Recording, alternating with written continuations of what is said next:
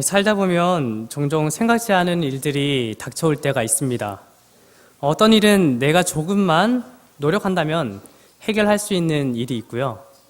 어떤 일은 내가 최선을 다해야지 그 일들이 해결되는 경우도 있어요. 또 어떤 일 같은 경우에는 나의 노력으로는 도저히 할 수 없고 어떤 타인의 힘을 빌려야지만 해결할 수 있는 문제도 있습니다. 그런데 문제는 자신의 힘으로도 또한 타인의 힘으로도 해결할 수 없는 일이 발생할 때입니다. 우리는 한 치 앞도 내다볼 수가 없는 사람들이에요. 며칠 전에 이런 뉴스를 접하게 되었습니다. 한 7살과 6개월 된 두 자녀를 둔 20대 젊은 가장이 오토바이 음식 배달을 하다가 술 취한 사람이 운전하여 오는 차와 충돌하여서 바로 그 자리에서 죽음을 맞이하였다라는 소식을 좀 듣게 되었습니다. 참으로 안타까운 소식이에요. 이런 소식들은 근데 우리가 좀 종종 어렵지 않게 좀 듣게 되는 그런 소식들입니다. 그에게 남아있는 가족들은 그렇다면 어떻게 할까요? 이것이 우리의 가족의 문제가 일이 아니기 때문에 피부로 와닿지는 않을 수도 있어요. 그러나 만약에 이것이 나의 가족의 일이라면 어떨까요? 생각만 해도 아찔합니다. 가족들 중에 만일 큰 문제가 생긴다면, 재정적으로 어려움 겪는 일이 계속적으로 생긴다면, 직장에서 내가 생각하지 못할 때에 당장 일을 잃어버리고 직장에서 쫓겨나야 될 상황이 벌어진다면, 예배를 드릴 수 없는 상황이 우리에게 닥쳐온다면, 그렇다면 어떻게 해야 할까요? 이 자리에 참석하신 교우님들의 마음은 평안하시리라고 생각합니다. 세상 모든 짐을 다 내려놓으시고 주님 앞에 예배하러 나오셨기 때문입니다. 그런데 어딘가에 또한 누군가는 이 시간에도 감당하기 힘든 너무나 힘든 어려움의 시험을 겪고 있는 사람들이 있습니다. 그런데 만일 이렇게 평온하고 안정할 때 우리에게 어떠한 큰 시험이 닥쳐온다면 우리는 어떻게 그 문제를 해결해 나갈 수 있는 것일까요? 다 함께 성경 말씀 보도록 하겠습니다. 마가복음 5장에 있는 말씀입니다. 마가복음 5장 35절로 41절에 있는 말씀입니다. 마가복음 4장 35절로 41절에 있는 말씀. 마가복음 4장 35절로 41절에 있는 말씀입니다. 신약성경 59쪽에 있죠. 마가복음 4장 35절로 41절에 있는 말씀. 홀수절은 제가 읽고요. 짝설절은 우리 교우님들께서 읽으시면서 함께 교독하도록 하겠습니다. 그날 저물 때 제자들에게 이르시되 우리가 저편으로 건너가자 하시니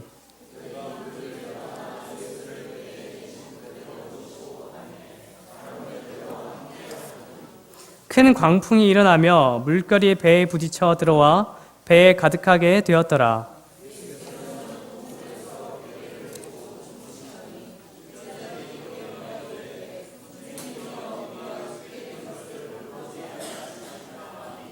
예수께서 깨어 바람을 꾸짖으시며 바다더러 이르시되 잠잠하라 고요하라 하시니 바람이 그치고 아주 잔잔하여지더라.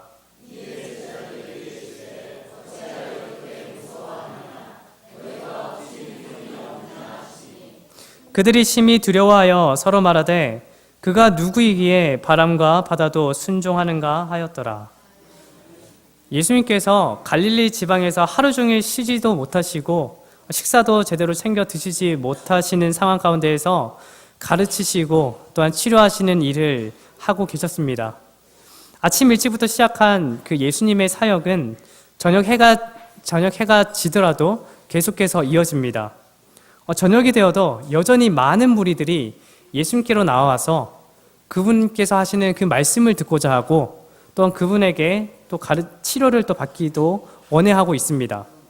그러나 이미 예수님께서는 지칠 대로 지치셔서 예수님께서는 한적한 곳에 가셔서 쉬시기를 원하셨습니다. 이윽고 제자들에게 이렇게 말을 합니다. 35절입니다.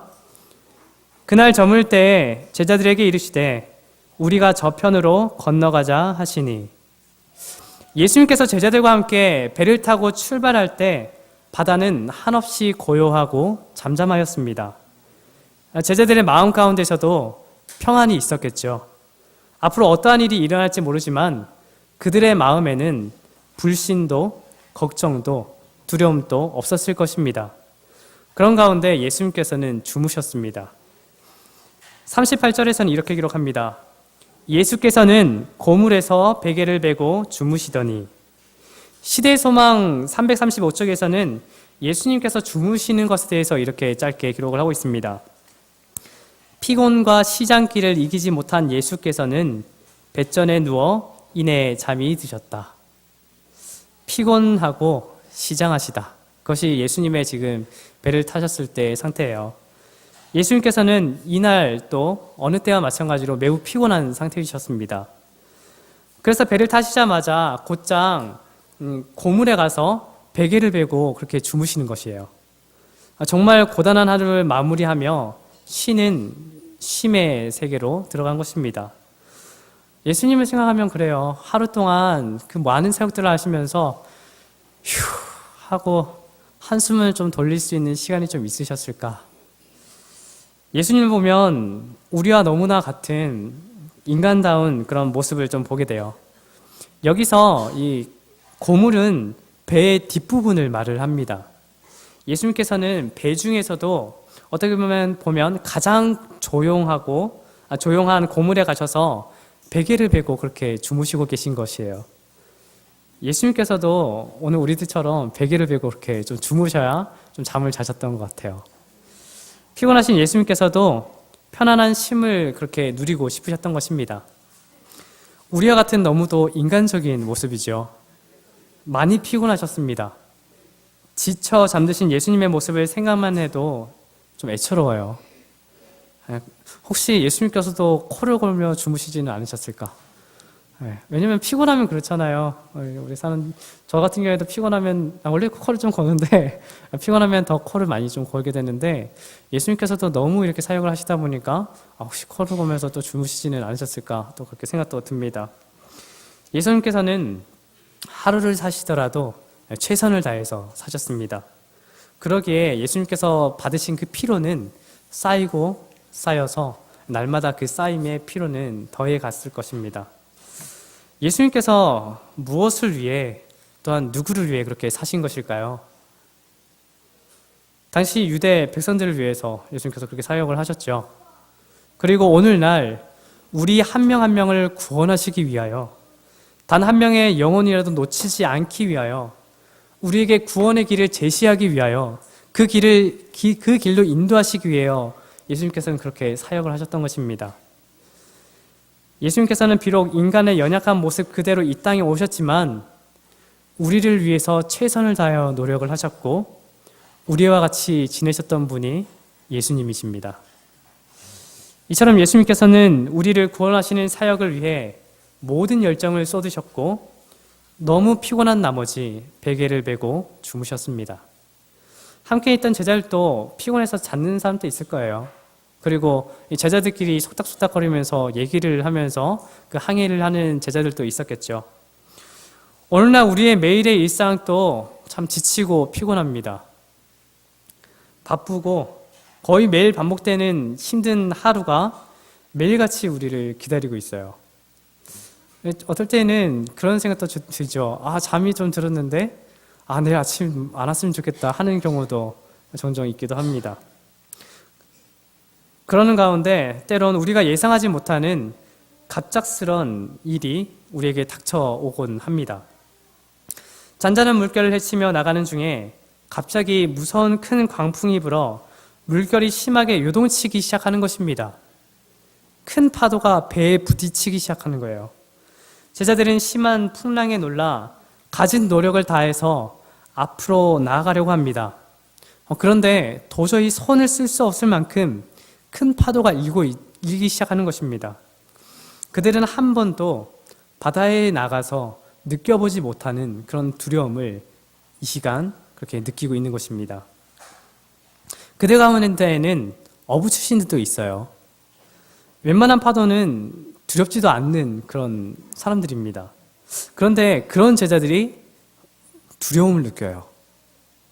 두려움을 느꼈다는 것은 그들이 아무것도 할 수 없는, 정말 손 쓸 수 없는 상태라는 것인데, 어부들은 알고 있잖아요. 많은 경험들이 있고 그들만의 노하우가 있고 능력이 있는데 자신이 가진 모든 것들이 소용이 없는 상태예요.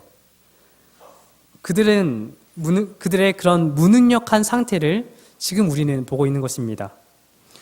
바다의 잔뼈가 굵은 자들인데 그들은 무능력했어요.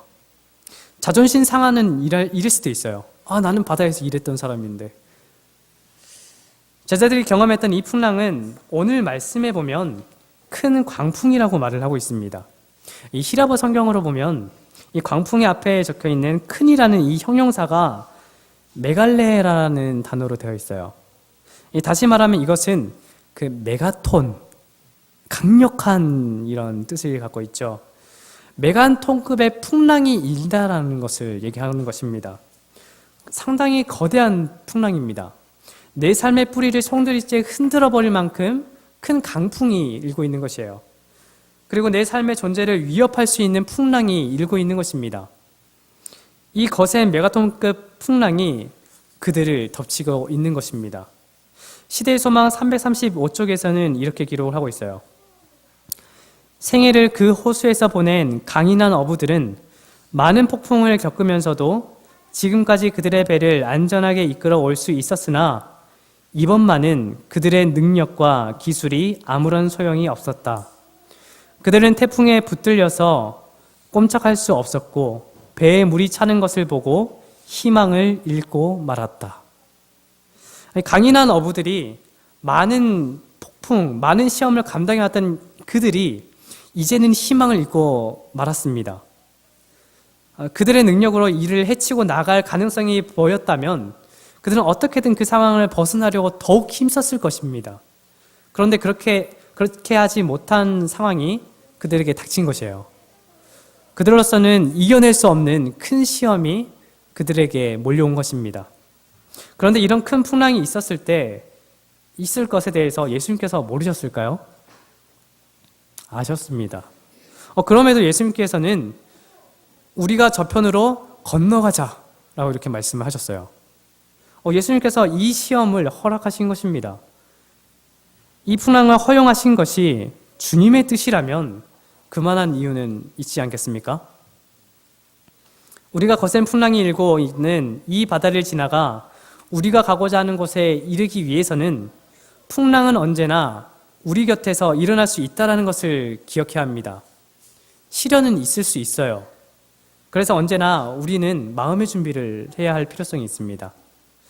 신앙을 하다 보면 어떠한 폭풍보다 더 강력한 두려움과 또한 위기가 하나님의 백성들에게 임할 것입니다. 우리는 이때 우리에게 건너편으로 가자고 허락하신 예수님, 그리고 배 고물에서 잠을 주무셨던 그 예수님을 기억해야 합니다. 예수님과 제자들이 탄 배에 점점 더 심한 파도가 일기 시작합니다. 삽시간에 배에 물이 들어오기 시작하고 배는 곧 물에 빠질 위험 수위까지 이르게 됩니다. 그리고 점점 그 배는 가라앉기 시작하고 있습니다. 그러자 겁에 질린 제자들은 당황해요. 그들이 그 위험에 빠져나가려고 가진 노력을 다하고 있는데도 그들은 잊고 있었습니다. 그곳에 바로 예수님께서 계시다는 것을. 늦게나마 제자들은 생각을 합니다. 그들의 유일하신 소망이신 예수님께서 그곳에 계시다는 것을 늦게나마 깨닫게 됩니다. 그래서 허겁지겁 배 고물러 가서 그곳에서 주무시고 계시는 예수님께 나아가 흔들며 깨웁니다. 선생님이여, 우리가 죽게 된 것을 돌보지 아니하시나이까? 저는 늦게라도 그 예수님을 그들이 찾은 것에 대해서 참 잘했다라고 좀 생각을 해요. 너무 잘했다고 생각해요. 비록 예수님께서 사랑의 꾸중을 하셨을지라도 그들이 늦게나마 예수님을 찾은 것은 너무나 잘한 것이라고 생각을 합니다. 제자들은 자신이 할 수 있는 노력을 다한 후에 포기 상태에 이르렀지만 그때의 주님을 생각을 했어요. 그런데 이걸 보면 꼭 우리의 모습을 좀 보는 것 같아요. 우리가 할 수 있는 최선의 노력을 다하고 모든 노력을 다 했을 때, 안 됐을 때 예수님을 찾는 우리. 왜 우리는 우리에게 닥쳐온 일을 다 우리 스스로 짊어지려고 합니까? 왜 우리는 즉시 예수님께 의지하지 않으려고 합니까? 우리는 우리에게 어떤 일이 생기면 자기 스스로 하려고 해요. 성인이라면 마땅히 그만한 능력을 갖출 필요는 있습니다. 그런데 문제는 모든 것을 다 자기 스스로 해결하려고 한다는 것입니다. 우리에게 아버지가 계시잖아요. 우리가 어떠한 상황 가운데 처해 있는지 누구보다도 잘 알고 계시고 누구보다도 그 모든 일들을 해결하실 수 있는 아버지가 계시잖아요. 20살이 되어서 이제 나도 성인이 되었다라고 생각을 했었을 것입니다. 무슨 일이든지 자기 스스로 다 해결해야 된다라는 생각을 했을 것이에요. 그럴 필요가 있어요. 그런데 사실 신앙하는 것에 있어서 우리 모두는 양과 같은 사람들이잖아요. 하나님의 도움이 없이는 한 발자국도 제대로 나아갈 수 없는 사람들이 양이잖아요. 그런데 자신이 감당할 수 없는 상황인데도 불구하고 도움을 청하지 않는 것입니다. 제자들이 그랬어요. 나는 그동안 배에서 생활했었고 내게는 능력도 있고 경험도 있고 모든 것들을 다 감당할 수 있는 사람이야. 내가 이것을 다 짊어져야 해. 자신에게 맡겨진 일을 그렇게 해야 하는 것은 어떨 때는 맞습니다. 그런데 큰 파도와 같은 엄청난 일 앞에서는 어떠합니까? 사실 작은 일에서부터 아버지를 붙잡는 일들을 우리가 하는 것이 좀 필요하거든요. 강한 사람, 모든 것을 다 자기 스스로 해왔던 사람이 오히려 큰 앞에서 약해질 수 있습니다. 강인한 어부였던 예수님의 제자들이 희망을 잃었다라고 표현을 했었잖아요. 강한 어부지만 정말로 강한 파도를 맞았을 때 누구보다도 약했던 사람들이 누구냐? 제자들이었습니다. 우리 주님을 찾아야 합니다. 우리 주님을 찾는 것이 나약한 모습을 나타내는 것일까요? 주님을 찾는다. 연약한 자들만 그렇게 하는 것일까요? 그분께 모든 것을 의지하는 것, 어린 아이들만 해야 하는 것일까요? 제가 초등학교를 다녔을 때입니다. 저는 어렸을 때부터 준비물을 챙기는 것을 상당히 잘했던 아이였어요. 그래서 학교를 가기 전날에 미리 책가방에 준비물, 그날에 이제 다음 날에 배울 책들과 준비물들을 다 챙겨서 책가방에 넣어놓고 이거 준비를 하고 있었습니다. 정말 준비물은 빼먹은 적이 한 번도 없었어요. 그런데 이 원숭이도 나무에서 떨어진다고 제가 그 꼴을 좀 당하게 되었습니다. 어느 날 학교에 거의 다 도착했을 때쯤 그날 이제 그림 그리는 좀 시간이 있었는데 미술 용품을 준비해서 가지 못하고 그냥 간 것이에요. 집까지 못 가고 그 학교 앞에 있는 문방구에 들어가서 물감이며 팔레트, 물통, 그리고 붓 이런 이제 미술 용품을 제가 외상으로 구매를 좀 했었습니다. 참 초등학생이 간도 좀 크죠. 정확하게 제가 지금 그때 얼마였는지 좀 금액은 기억이 나지 않는데 당시 저에게는 그 금액이 상당히 큰 금액이었었어요. 그런데 문제는 외상값을 갚을 능력이 제게는 없다라는 것이었습니다. 초등학생이 돈을 가지면 얼마나 있었겠습니까? 용돈 받는다고 해도 얼마나 받았겠습니까? 부모님께 말하면 되는데 어린아들이 이 큰 금액을 외상해서 이렇게 구매를 했다라는 얘기를 들으면 그것 때문에 부모님께 혼날까봐 또 그걸 또 얘기를 하지 못하는 겁니다. 그래서 이제 산 물품도 부모님 안 보이게 다른 데 숨겨놨어요. 안 들키려고. 그렇게 하루 이틀이 지나고 계속해서 외상값을 지불하지를 못하게 되었습니다. 학교를 다니려면 이 학교 바로 앞에 그 문구점이 있기 때문에 학교를 다니려면 그 앞을 지나야 돼요. 근데 도저히 그 앞을 지나가지 못하겠는 거예요. 그래서 좀 뺑뺑 둘러서 학교에 들어가거나 그 학교 앞을 지나가야 될 때는 뛰어서 학교로 이렇게 가기도 했습니다. 그때는 왜 그렇게 왜 그랬는지를 모르겠어요. 그렇게 몇 주 몇 달까지 갔습니다. 외상값을 갚지 못하고 혼자서 끙끙거리고 있었습니다. 그러다가 결심을 했어요. 도저히 안 되겠다. 부모님께 사실대로 얘기를 하자. 놀라운 것은 부모님께서는 그런 저를 혼내시지 않으시고 단번에 그 외상값을 다 처리해 주셨습니다. 얼마나 마음이 가볍던지요. 그래서 그때 이후로 저는 외상으로 구매를 잘하지 않습니다. 사랑 안에는 이라는 찬양곡이 있어요. 요 근래 좀 나오는 좀 찬양인 것 같은데, 이 찬양의 가사는 이렇게 기록을 하고 있습니다. 나는 두려워서 양손 가득 쥐고도 늘 불안해하며 힘을 풀지 못하며, 나는 두려워서 지쳐도 쉬지 못하고 초조한 마음으로 나를 채찍질하고, 나는 두려워서 세상의 자랑으로 나를 치장하고 나를 채워왔네. 나는 두려워서 용기 내지 못하고 진실한 나를 숨기며 나를 속여왔네. 나는 언제부터 두려워진 것일까? 나는 언제부터 겁이 났을까? 나는 어디에서 쉼을 찾을 수 있나? 나는 어디에서 참 평안 얻을 수 있나? 사랑 안에는 두려움이 없고 온전한 사랑이 두려움을 내쫓나니 내 모든 두려움 주께 가져가리라. 아픔도 눈물도 녹아지리라. 사랑 안에는 두려움이 없고 온전한 사랑이 두려움을 내쫓나니 내 모든 두려움 주께 가져가리라. 아픔도 눈물도 녹아지리라. 온전한 사랑의 평안 얻으리. 두렵기 때문에 자기 스스로 모든 것들을 다 해나가려고 하는 사람들의 모습을 좀 나타냅니다. 두려워서 자기 스스로 모든 것을 다 해결하려고 해요. 자신이 감당하기 힘든 것이지만 두렵기 때문에 모든 것들을 자기가 감당하려고 합니다. 그리고 끝내 사랑이신 주님께 나아가 평안을 얻는다는 그런 내용이에요. 왜 아버지를 찾지 않습니까? 아버지를 찾는 것이 나약한 모습을 보여주는 것입니까? 그렇게 아니라면 왜 아버지를 찾지 않으십니까? 위기를 당했을 때 주님을 찾지 않는 것에 대해 시대의 소망은 이렇게 말을 하고 있어요. 시대의 소망 337쪽입니다. 위기를 당했을 때 저희의 두려움은 그들의 불신을 드러내 주었다. 그들은 자신을 구원하려고 노력하는 중에 예수님을 잊었다. 그리고 그분께서 저희에게 도움을 주실 수 있었던 것은 저희가 자아 의뢰의 절망에서 그분께로 돌아갔을 때뿐이었다.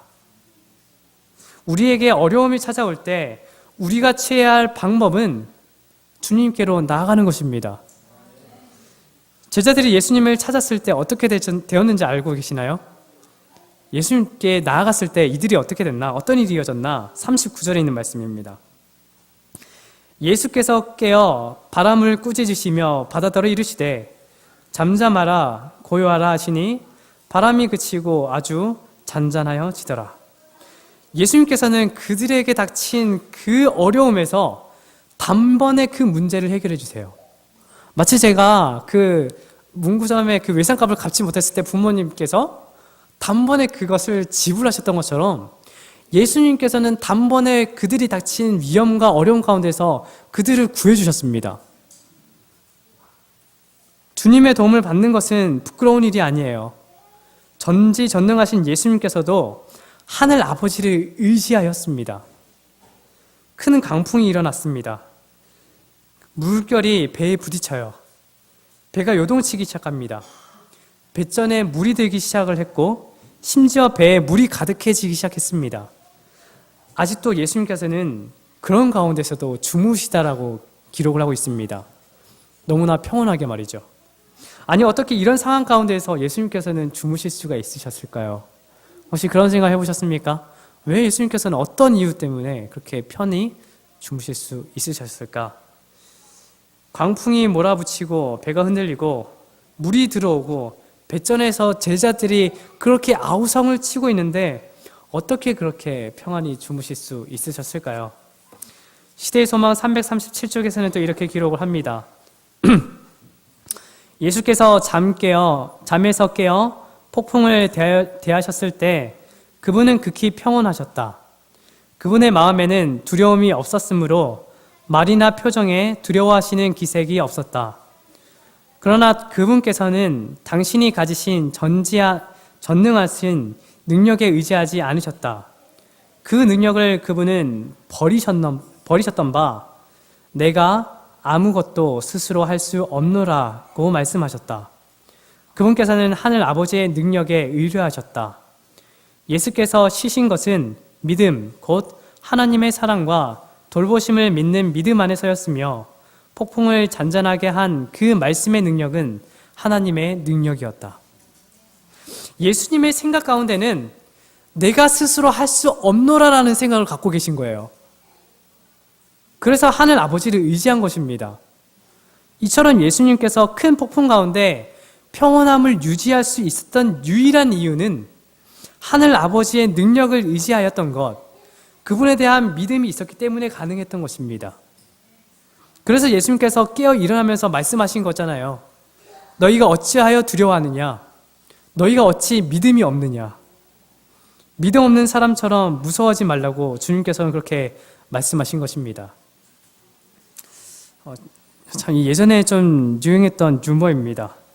혹시 무섭나 이런 사투리인데 무섭나라는 게 무슨 뜻을 갖고 있는지 아시나요? 무섭나. 내가 무섭다라는 뜻입니다. 아니면 무서워요. 네, 당신이 무섭다라는 얘기죠. 무서운 걸. 요즘은 이제 여자들이 좀 많이 무섭긴 한데 무서운 여자를 나타냅니다. 그렇다면 무섭구는 누구일까요? 네, 남자들이 무섭다라는 것입니다. 요즘 어떤 사람들은 살기가 힘들어서 매일같이 아침에 일어나서 하는 말이 있다랍니다.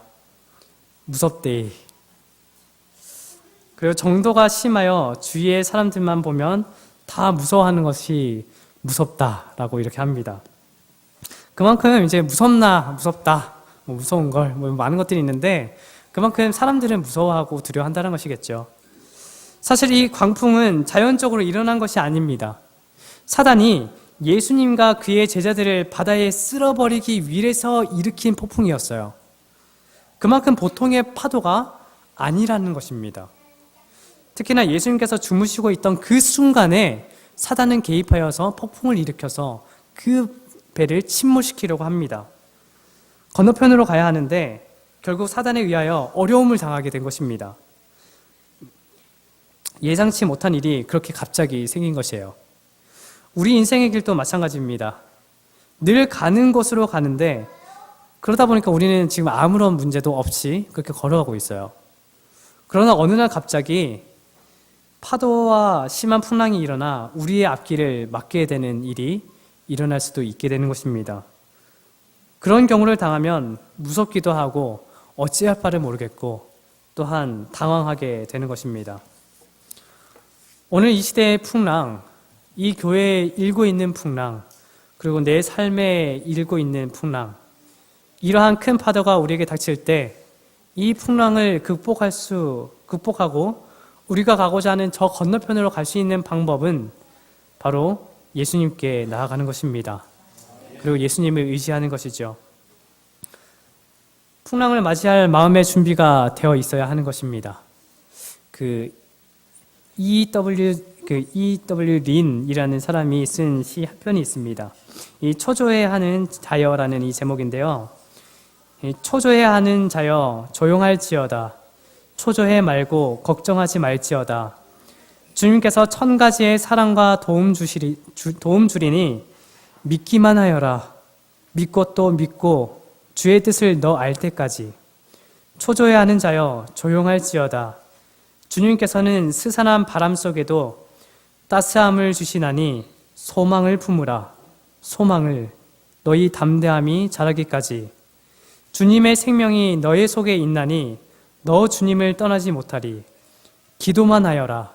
기도만을 내가 믿음을 갖게 되는 날까지. 루마니아가 공산주의 체제 밑에서 박해를 받던 때에 범드렌트 목사는 그가 옥중에 있을 때 성경을 읽으면서 두려워 말라라는 것이 몇 번 기록이 되어 있는지 좀 찾아보게 되었습니다. 그래서 우리가 좀 알고 있는 것처럼 성경에는 두려워하지 말라라는 것에 대해서 365번이 기록된 것을 이 목사님이 발견하게 된 것이에요. 365일, 1년 내내 두려워하지 말라라는 것이겠죠. 이사야 41장 10절에서는 이렇게 말합니다. 두려워 말라, 내가 너와 함께함이라. 놀라지 말라, 나는 내 하나님이 됨이라. 내가 너를 굳세게 하리라. 참으로 너를 도와주리라. 나의 의로운 오른손으로 너를 붙들리라. 우리는 이 땅에 살아가면서 여러 가지 다른 풍랑을 만나곤 합니다. 우리 가운데 어떤 사람은 인간관계를 통해서 오는 풍랑, 또한 사람과 사람 관계에서 오는 상처와 상처를 주는 것에서 오는 풍랑, 또한 밤을 잘 수 없는 고통과 가슴앓이를 하고 있는 여러 가지 풍랑들이 사람들에게 닥쳐옵니다. 예수님은 우리가 예수를 믿고 신앙을 가졌다는 사실 때문에 그 풍랑에서 면제된다라고 가르치신 적이 없으십니다.